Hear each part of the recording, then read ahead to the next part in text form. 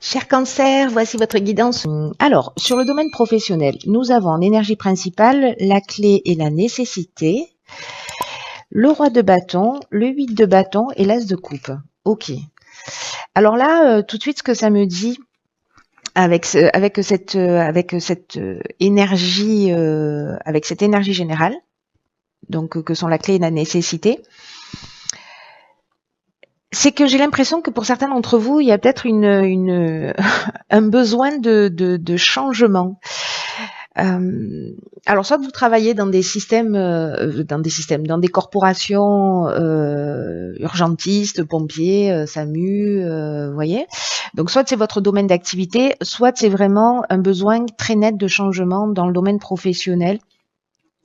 En tout cas, il y a un changement professionnel ici qui est en train de se préparer, qui sera plutôt positif, hein, avec la carte de la clé. Donc, je pense que pour certains d'entre vous, soit vous allez décider d'agir. Moi, j'ai l'impression que ça va pas traîner dans le tête. Certains l'ont déjà eu.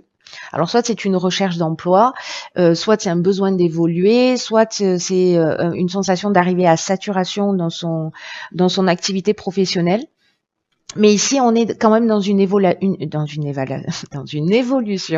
Il y a des choses qui ne changent pas. Dans une évolution qui est plutôt favorable. En tout cas, il y a vraiment un esprit entreprenant, voilà, où on a envie de faire bouger les choses, on a envie de les faire changer. Donc, si vous êtes à la recherche d'un emploi, je sais pas, vous allez mettre les bouchées doubles.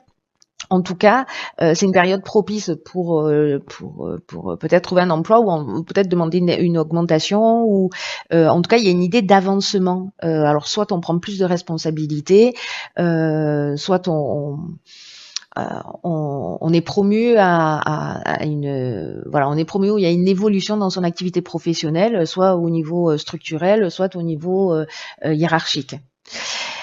Ici, avec le roi de bâton, précisément, on est dans la maîtrise. Hein. On est dans la maîtrise. Il y a quelque chose qui va vite et il y a vraiment cette idée de nouveau départ avec cet as de coupe. Alors, soit c'est vous quittez un emploi et vous décidez de vous lancer dans une nouvelle activité, mais pour faire quelque chose qui vraiment vous tient à cœur, pour faire quelque chose qui vous plaît. Ici, il y a une prise de conscience. Et peut-être que vous allez oser aussi demander des choses que vous n'osiez pas faire avant.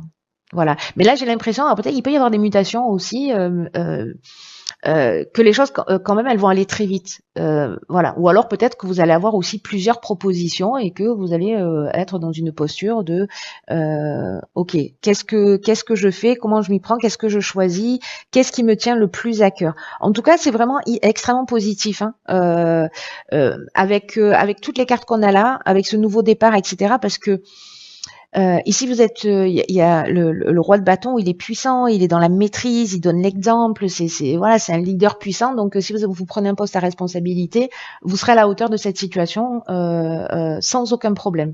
C'est vraiment une évolution qui est extrêmement positive, qui est soit un nouveau départ, soit une évolution dans l'entreprise dans laquelle vous travaillez. Donc, c'est juste génial. Ensuite, dans le domaine sentimental et relationnel, nous avons la carte 47-48, waouh, ok, l'éternité et l'âme. Nous avons le roi de coupe, le roi de bâton, et ben dis donc, il y a de la maîtrise dans l'air chez vous, hein, et le 7 d'épée. Ok. Elles sont trop belles ces cartes. Hop. Par quoi je commence?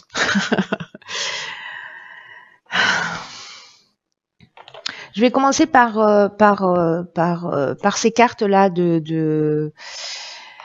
d'énergie principale que sont l'éternité et l'âme. Et en fait, l'association de ces deux cartes, elle nous dit qu'en fait, votre évolution dans le domaine sentimental ou relationnel passe par une évolution spirituelle, une quête spirituelle ou une compréhension.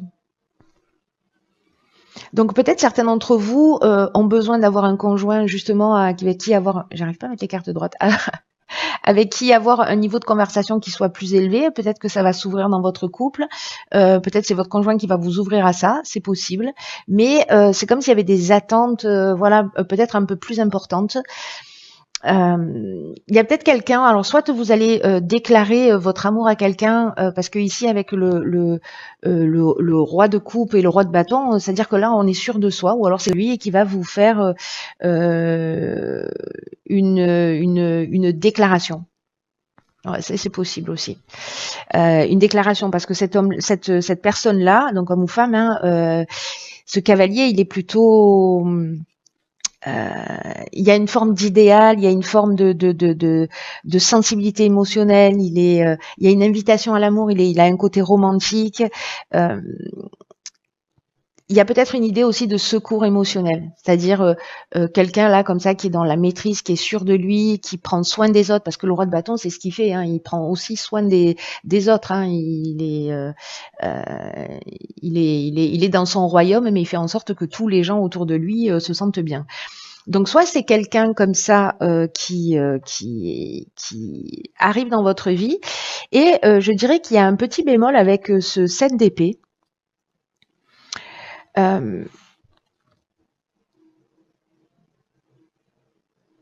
Où il y a soit une idée de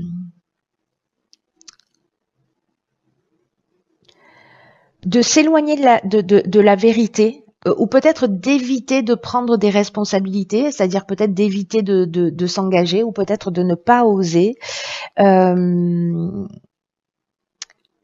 Il y a peut-être une idée aussi de tromper les autres, c'est-à-dire d'avoir un comportement peut-être un peu manipulateur. Alors soit c'est quelqu'un qui va arriver comme ça dans votre vie et qui va avoir le discours parfait, ou c'est vous en fait qui proposez un discours parfait, mais peut-être que vous êtes déjà en couple, vous voyez, donc ça peut être une idée comme ça de faire les choses, de faire des choses cachées. S'il y a une troisième personne, ça c'est aussi une option possible. Ou alors vous vous sentez pas légitime, ce qui est aussi une option possible. Là, ce qu'on nous dit, c'est que peut-être il faut voir les choses en face. C'est-à-dire que peut-être il faut affronter la réalité, regarder cette personne pour ce qu'elle est.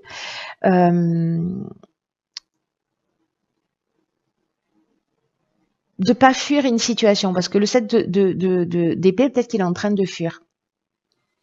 Donc posez-vous les bonnes questions là, au niveau sentimental ou relationnel, hein, parce que voilà, c'est pas, ça touche pas forcément le domaine sentimental.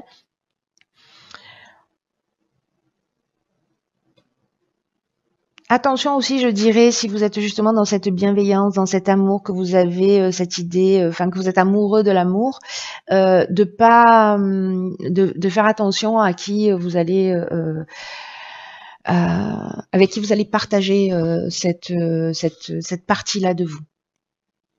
Vous me direz comment ça résonne pour vous. Je serais très curieuse de savoir, parce qu'on a ces deux options, mais en même temps, l'énergie générale, c'est la quête spirituelle. Voilà, c'est d'aller peut-être au-delà des apparences et d'aller à l'essentiel. Donc, vous voyez peut-être s'il y a des croyances qui vous emmènent dans un schéma. Au niveau matériel et au niveau des valeurs, nous avons ici en énergie principale le choix et le mensonge. Nous avons le 8 de bâton, nous avons deux reines, la reine de denier et la reine d'épée. Ok. Alors là, ce que ça nous dit sur le plan matériel, c'est peut-être qu'il y a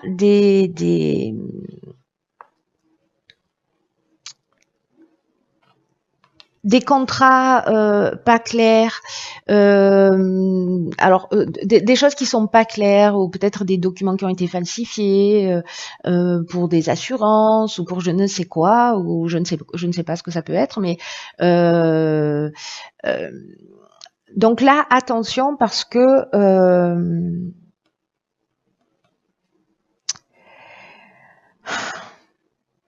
il y a un changement ici, un choix, un positionnement à faire. Peut-être qu'il y a une envie d'obtenir quelque chose et de se dire je vais pas prendre le meilleur, je vais prendre le chemin le plus court pour y accéder. Là, on vous dit attention, voilà, réfléchissez bien à toutes les options que vous avez en face de vous. Effectivement, il y a peut-être l'option de faire des choses qui sont pas forcément légales, mais voilà, réfléchissez-y à deux fois. Moi, je pense, alors soit c'est quelque chose, c'est une énergie en face de vous. C'est possible aussi, hein, donc soyez vigilants quand même à ce niveau-là si vous avez des propositions. De lire entre les lignes, voilà. Ici, moi, j'ai l'impression qu'en fait, vous aurez les informations nécessaires parce que ici, il y a une idée quand même d'opportunité ou de choix multiples. Mais en tout cas, c'est comme s'il fallait changer d'attitude ou changer de regard, peut-être dans sa gestion matérielle, dans son rapport à l'argent, parce que ici, la reine d'épée, elle est lucide, elle voit les choses clairement, elle est dans une forme de maîtrise. On a deux reines là, et puis on a la reine de denier. La reine de denier, c'est le côté matériel, c'est la sécurité matérielle. Donc, j'ai l'impression que là, en fait, il va y avoir une occasion de changer d'angle de vue, mais aussi peut-être comme un test, vous voyez, peut-être parce qu'on va se précipiter dans une situation et on ne va pas voir en fait toutes les options. Et là, on vous dit, vous avez ces capacités. Voilà, n'oubliez pas qu'en fait, l'intérêt, c'est de vous mettre en sécurité, mais faites-le de la manière la plus juste possible. Prenez le temps de réfléchir pour savoir ce qui se cache derrière, pour savoir si vous êtes en conformité, si vous allez dormir tranquille, si vous pouvez vous regarder dans un miroir, et ne vous précipitez pas. Triez toutes les priorités, précisez vos intentions, faites préciser les intentions des personnes que vous avez en face de vous aussi, si c'est par exemple c'est un contrat de travail, mais il y a une idée de découvrir quelque chose de manquant, une information peut-être à laquelle vous n'avez pas accès, mais avec cette reine d'épée, moi je suis pas inquiète parce que j'ai l'impression que vous allez voir les choses clairement et que vous allez prendre la meilleure décision. Encore une fois, que ce soit vous que ce soit vous qui soyez dans cette énergie-là où il y a un changement de point de vue, ou quelqu'un en face de vous qui va vous proposer quelque chose et vous allez voilà, prendre le temps de réfléchir et trouver ce chaînon manquant. Alors, au niveau de l'évolution spirituelle, nous avons ici le Nadir. Alors, pas d'affolement, je sais que cette carte, elle fout la trouille. Nous avons la Maison Dieu, la Papesse et l'Ermite. Alors, je n'ai utilisé que les arcanes majeures pour l'évolution personnelle et l'évolution spirituelle. C'est un choix personnel. Voilà. Donc, hop, ici, vous voyez mieux. Alors, le Nadir, ça peut parler en fait d'absence de spiritualité d'une manière générale, mais le Nadir aussi, en astrologie, ça correspond au fond du ciel. Le fond du ciel, ça nous parle de l'hérédité, ça nous parle de la famille, de la psychogénéalogie, ça nous parle aussi de voilà de nos racines, de nos fondements, peut-être de notre enfance, de nos croyances. C'est aussi le subconscient, vous voyez, les croyances, celles auxquelles on n'a pas forcément accès. Ça nous parle aussi de tous nos sentiments, de tout ce qui de toutes nos émotions, de qui sont pas avoués, aussi de sécurité affective avec cette carte avec cette représentation du fond du ciel en fait, hein, qui est la maison 4 et qui parle de l'inconscient, de toutes les choses qui nous conditionnent inconsciemment. Et il y a aussi une idée de fin des choses. Il y a ici la lumière dans